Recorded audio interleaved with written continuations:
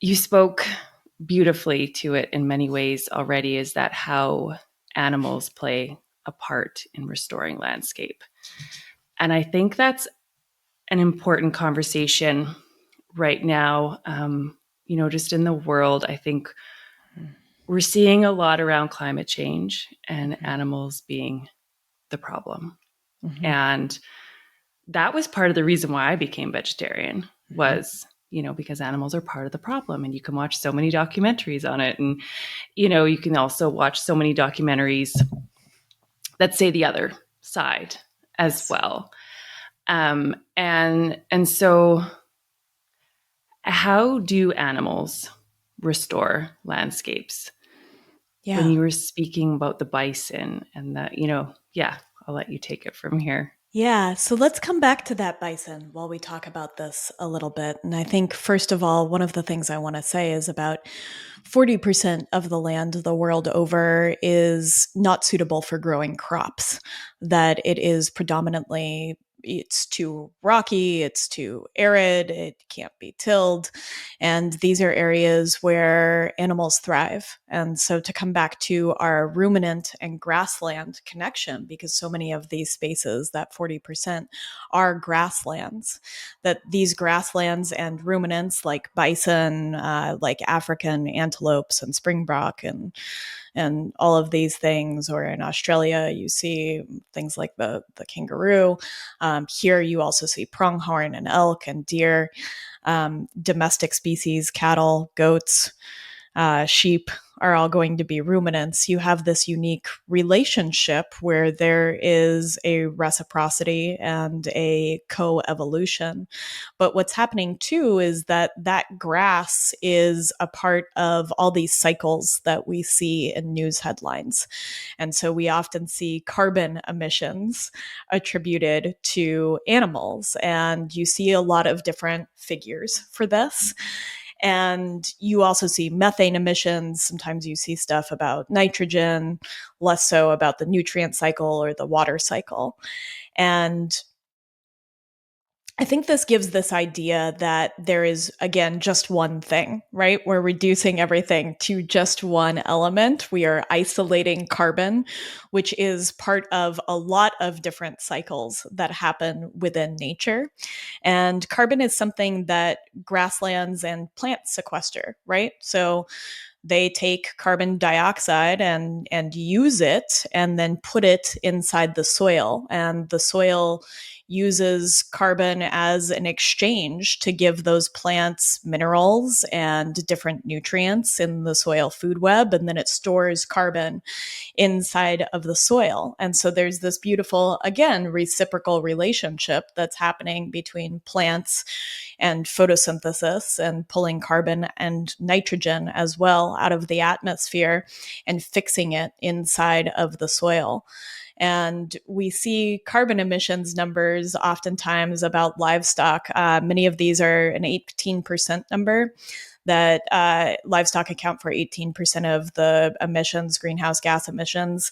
And this came out of a study that actually retracted that number, called Livestock's Long Shadow, in, I think, 2008, and is still cited. I think that more accurate things look at about 2% of emissions coming from livestock in the United States, maybe as much as 5% globally.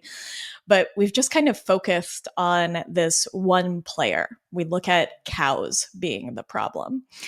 And I think that this too is fascinating, right? We don't talk about the military industrial complex when we talk about carbon emissions. We don't talk about the fact that there are maybe 100 million cows in the United States, and that's probably a high estimate, but there are over 200 million cars, all the different ways that carbon happens. But it's also, again, part of this cycle that animals can help restore, right? They can help restore the ability of the structures inside of our soil to be able to once again sequester that carbon, because they're building healthy plants with healthy roots and healthy microbes inside the soil, where you have 1 billion microorganisms per single teaspoon of soil. But if you have a monocrop of peas, where you're going to make pea protein isolate to make a Beyond Burger or an Impossible Burger or these protein powders, whatever it is, right? You have this single crop. You don't have any biodiversity. Oftentimes, you're spraying herbicides and pesticides that are destroying those microorganisms that are inside the soil. You are breaking the soil's ability to absorb water and to truly sequester carbon. And you're also experiencing massive amounts of topsoil erosion. And so 20 billion tons of topsoil in the United States that just rolls away because there are no grasses, no perennial plant matter to hold it down.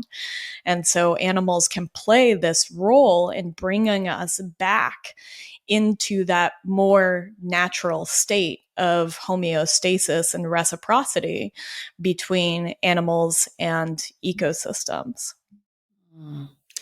Yeah, that's really important to look at is we think we're making the better choice, or at least I thought I was making the better choice by having one of those Beyond Meat burgers than just eating a packet of Yeah. ground beef, which, Well, and we're being sold that. And I think that this is really important because I don't want anybody to feel like, oh, well, I really thought that. And of course you did, because you are being sold that this is a better alternative by corporations that have massive marketing budgets to push that this is a greener, cleaner, healthier alternative to meat. But I think that too, one of the things that we don't look at is, so it goes beyond the agriculture that's going in, the monocrops that are going into that burger.